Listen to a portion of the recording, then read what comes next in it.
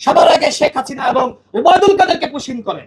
এবং এই মালয়েশিয়া এবং চীনে যাওয়ার কারণে আমার কাছে মনে হয় যে একটি গোষ্ঠী তারা খুবই ক্ষুব্ধ হয়েছে। এই পুশিংয়ের ঘটনা ঘটানো হচ্ছে পরিকল্পিতভাবে এই সরকারকে আনস্টেবল করার জন্য। এই সরকার চাইলে তো ভারতের সাথে অনেক বিষয়ে সম্মতি জ্ঞাপন করতে পারত। এই যে দেখেন, 3টা দেশের পক্ষ থেকে মাননীয় প্রধানমন্ত্রীকে আমন্ত্রণ জানানো হলো। তিনি কি পারতেন না সবার আগে ভারতে যেতে? পারতেন কিনা? তিনি গিয়েছেন, মালয়েশিয়া গিয়েছেন, এরপর চীনে গিয়েছেন।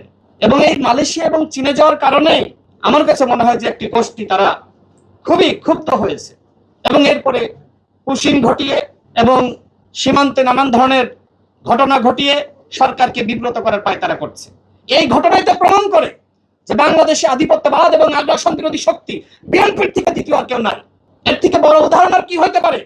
মাননীয় প্রধানমন্ত্রী ভারতে না গিয়ে চীনে গিয়েছেন, মালয়েশিয়ায় গিয়েছেন, তারপরেও আপনারা বারবার সরকারকে বিতর্কিত করার চেষ্টা করেন। যারা সরকারকে বিতর্কিত করতে চান তারা কি ক্ষমতায় এসে দেশ চালাতে পারবেন? আপনারা তো অন্তর্বর্তীকালীন সরকারের সময় সমস্ত সুযোগ সুবিধা ভোগ করে বিএনপিকে বিতর্কিত করার মিশন নিয়েছিলেন, সংস্কার বিরোধী চাঁদাবাজ। এখন যে কথাগুলো বলছেন সেই কথাগুলো তখনও বলা হয়েছিল। জনগণকে আপনাদেরকে ক্ষমতা এনেছে। এদেশের জনগণ বোঝে না যে কারা দেশ চালাতে পারবে আর কারা দেশ চালাতে পারবে না। সুতরাং বিএনপি ভারতের সাথে হাত মিলিয়েছে, এই তকমাগুলো যারা দিতে চান তাদেরকে আমি হুঁশিয়ার এবং সাবধান করছি। বিএনপি সম্পর্কে বিভ্রান্তি যাতে সৃষ্টি করবেন আপনারা তলানিতে যাবেন। বরং এই সরকারকে সহযোগিতা করলে সংস্কারের যে ম্যান্ডেট, জাতীয় জুলাই সনদের যে ম্যান্ডেট, সেগুলো ইনশাল্লাহ বাস্তবায়িত হবে।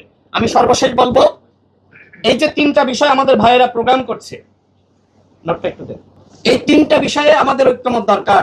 আমাদের ভিতরে রাজনৈতিক কারণে মত পার্থক্য থাকবে, কিন্তু সীমান্ত ফেলানিকে যেভাবে কাটা তারের বেড়ায় রাখা হয়েছিল, এই ধরনের ঘটনা বাংলাদেশে আর ঘটুক সেটি আমরা চাই না।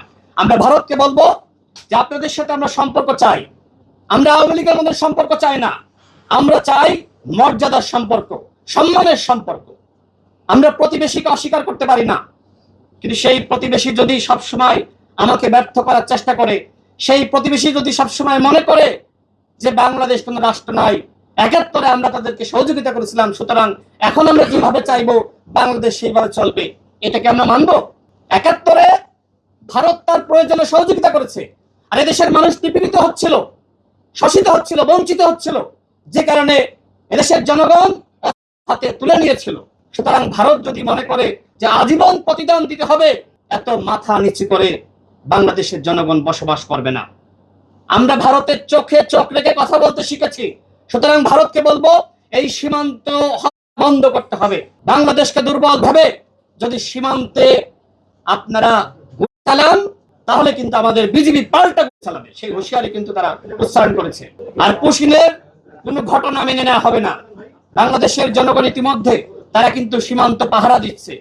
পুশিংয়ের যদি আর ঘটনা আপনারা ঘটাইতে চান, সেক্ষেত্রে আমি বলবো যে সবার আগে শেখ হাসিনাকে আর ওই শুভেন্দু অধিকারীকে পুশিং করেন। ওই শুভেন্দু অধিকারী তো বরিশালের মানুষ, আমি শুনেছি যে তার বংশ নাকি বরিশালের। তাহলে ওই শুভেন্দু অধিকারীকে কেন পুশিং করা হচ্ছে না? আর শেখ হাসিনা পালিয়ে রয়েছে, তাকে কেন পুশিং করা হচ্ছে না? পুশিং যদি এতই ভালো লাগে, বাংলাদেশি বলে পুশিং করেন, তাহলে শেখ হাসিনা তো বাংলাদেশি, আওয়ামী লীগের যারা পালিয়েছে ওরা বাংলাদেশি। সবার আগে শেখ হাসিনা এবং ওবায়দুল কাদেরকে পুশিং করেন, বাংলাদেশের জনগণ ব্যবস্থা নিবে। আর ভারতের সম্পর্ক আমি আগেই বলেছি, বাংলাদেশ ভারতের সম্পর্ক আমরা চাই, সেই সম্পর্ক নতজানি সম্পর্ক না। সেই সম্পর্ক হতে হবে মর্যাদার সম্পর্ক, সেই সম্পর্ক হতে হবে একে অপরকে সহযোগিতার সম্পর্ক।